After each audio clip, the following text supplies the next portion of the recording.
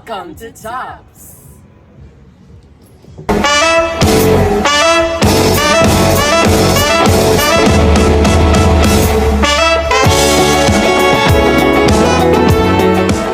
Welcome to today's video, guys! Ngayon ay mag-a-adventure tayo sa lugar ng Busay. Pagdating ko sa Tops, namangha talaga ako sa tanawin.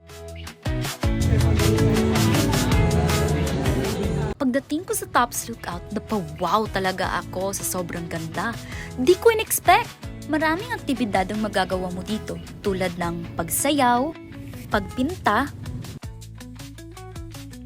at marami pang iba. Bago ang lahat, huwag muna kalimutan mag-fit check!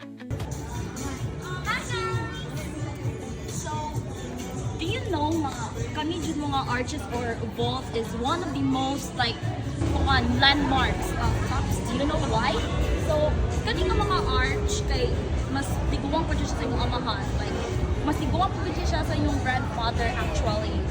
So, kani siya, before nahimo ka pa rin mga tindod yung mga architecture. Before pa na-renovate ang Yes. Tops, kaya na dyan siya, exist na dyan siya. So, yeah. Layo pa makayang gabi dahil ang city lights layo pa makayang sa next location. Habang hinihintay ang city lights sa Tops, dumaan muna kami sa Island in the Sky at grabe, parang nasa ibang bansa ang ganda ng tanawin. Ngayon, pupunta kami sa lugar na masasabi kong otherworldly.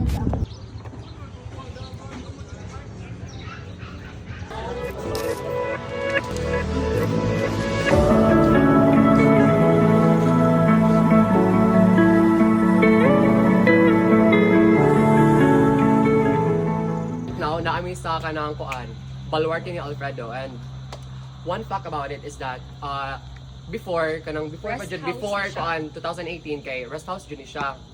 But in 2018 kay gihimo siya og kanang diner.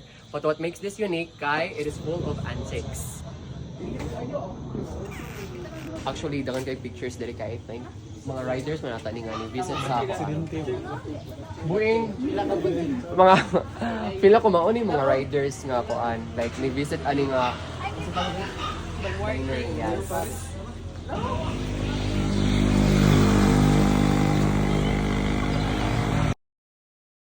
Gabi na nung kami ay nakabalik sa Tops at napakaganda ng city view mula rito.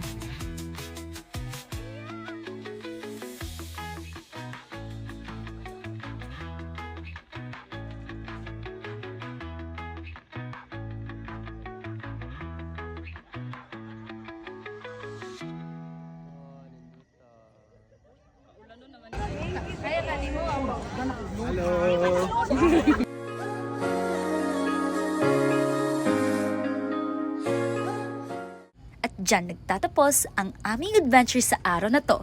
Hanggang sa muli!